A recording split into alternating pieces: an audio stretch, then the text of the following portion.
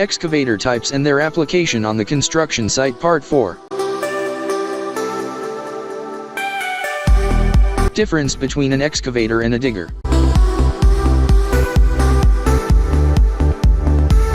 Backhoes, sometimes known as diggers, are frequently seen on construction sites. However, they are frequently confused with excavators.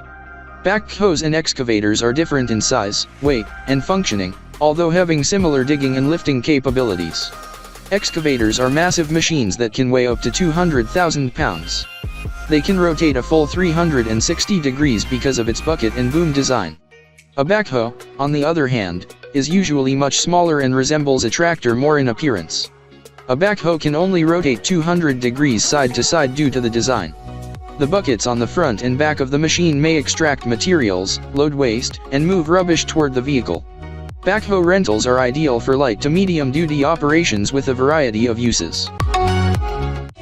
When to use a mini excavator.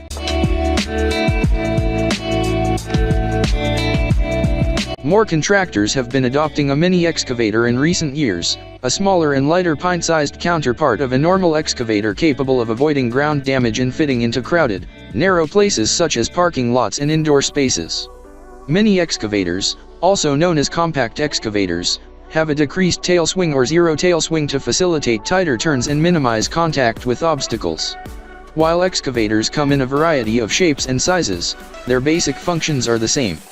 They're a must-have on any construction site because of their lifting and digging capabilities. Because of their high cost, the majority of businesses find that renting them is the most cost-effective option.